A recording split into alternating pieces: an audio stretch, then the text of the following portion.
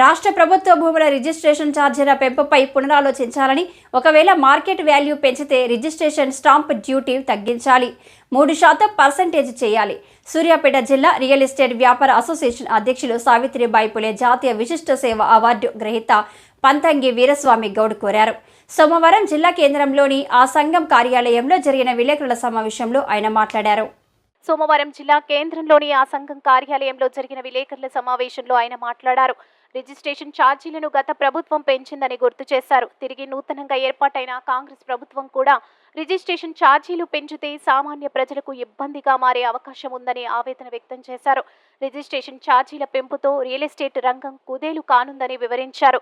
Market విలువలు పెరగడం వల్ల సామాన్య ప్రజలకు బిల్డింగ్ పర్మిషన్తో పాటు LRS కు విపరీతంగా డబ్బులు ఖర్చయ్యే అవకాశం ఉన్నట్లు పేర్కొన్నారు.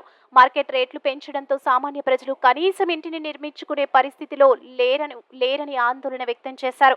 ప్రస్తుతం కొనసాగుతున్న ఛార్జీలను అమలు చేయాలని డిమాండ్ చేశారు. ఒకవేళ భూముల మార్కెట్ వాల్యూ పెంచితే రిజిస్ట్రేషన్ స్టాంప్ డ్యూటీ తగ్గించాలి, 3% చేయాలి. గతంలో LRS కోసం ఆన్లైన్లో 10,000 రూపాయలు చెల్లించిన వారికి మున్సిపాలిటీ అధికారులు ఆప్షన్స్ తీసుకోవట్లేదని చెబుతున్నారు.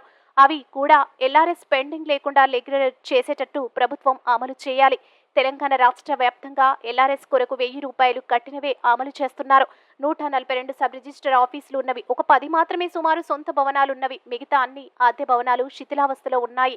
వాటన్నిటిని కూడా పరిశీలించి కొత్త భవనాలు స్థలాలు కేటాయించి నిధులు మంజూరు చేసి సబ్ రిజిస్టర్ కార్యాలయం ఏర్పాటు చేసి సిబ్బంది కొరత లేకుండా ప్రభుత్వం చూడాలి. సూర్యాపేటలో కృష్ణ కాలనీలో గత 20 సంవత్సరాల క్రితమే సబ్ రిజిస్టర్ కార్యాలయానికి 8 గుంటల స్థలం భూమి యజమానులు సబ్ రిజిస్ట్రేషన్ ఆఫీస్కు రిజిస్ట్రేషన్ చేశారు. కావున దానికి నిధులు కేటాయించాలని సూర్యాపేట జిల్లా ప్రజలు కోరుకుంటున్నారు. కొత్త భవనాలు ఏర్పాటు చేయాలి అని ఆయన విజ్ఞప్తి చేశారు.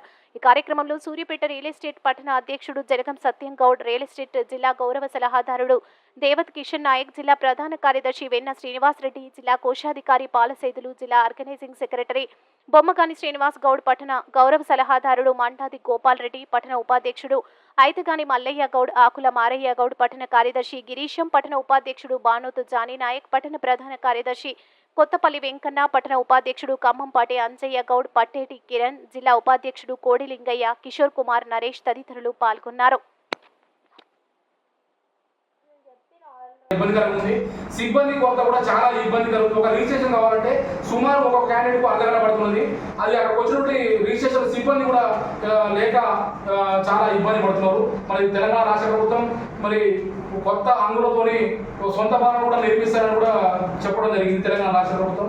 మరి వాటికి త్వరలోనే నిర్ణయం తీసుకోవాలి. అదే మాదిరిగా గత 15 సంవత్సరాల క్రితం కూడా సూర్యాపేట జిల్లా కేంద్రంలో కృష్ణా కాలనీలో 8 గుంటల స్థలం మన తెలంగాణ సబ్ రిజిస్టర్ ఆఫీస్కు స్థలం కేటాయించడం జరిగింది. కానీ ప్రభుత్వం నిధులు కేటాయించలేదు. వాటికి ఇప్పుడు మేము త్వరలోనే సర్టిఫై కాపీ కూడా ఆ రిజిస్ట్రేషన్ డాక్యుమెంట్ కూడా తీయడం జరిగింది. దానికి త్వరలో కూడా జిల్లా కలెక్టర్ గారికి ఇస్తాం. దానికి నిధులు కేటాయించి మంచి అంగులతోని కొత్త నూతన భవనాన్ని ఏర్పాటు చేసి మరి చేయాలని కోరుతున్నాం.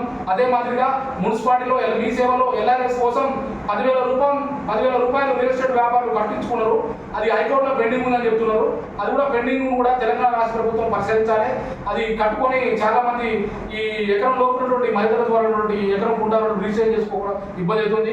ఇంకొక విషయం ఏంటంటే 2019, 2020లో మార్కెట్ వాల్యూ ఏ విధంగా ఉందో అదే వాల్యూ కూడా ప్రజలకు ఇబ్బంది లేకుండా వాల్యూ కూడా అదే వాల్యూ కట్టించుకొని LRS రెగ్యులర్ చేయాలని కోరుతున్నాం. ఇంకా మౌలిక వస్తువులని మార్కెట్ ముఖ్యంగా మాకు కావాల్సింది ఈ మార్కెట్ వాల్యూ పెంచుకోవడం మాకేమి ఇబ్బంది లేదు. కానీ ఈ రిజిస్ట్రేషన్ స్టాంప్ డ్యూటీ అనేది 3%, 4% చేసి మాకు న్యాయం జరుగుతుంది.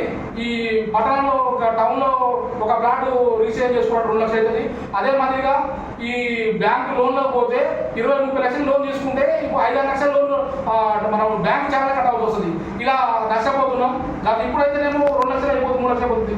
మరి గతంలో 10 లక్షలు 5 లక్షలు ప్లాట్ కొనుక్కొని వాడు చాలా కట్టుకోవాలంటే ప్రజలు ఇబ్బంది పడతారు, మధ్యతరగతులు ఇబ్బంది పడతారు.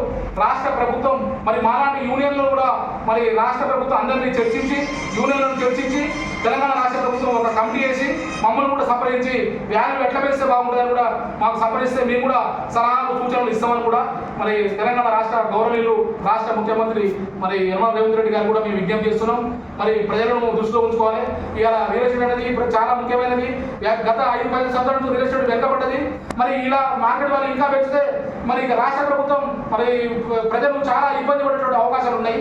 మరి వాళ్ళందరినీ పేదవాళ్ళని మధ్యవర్గాలని దృష్టిలో ఉంచుకొని ఒకసారి పునరాలోచన చేసి ప్రజలకు న్యాయం జరగాలి.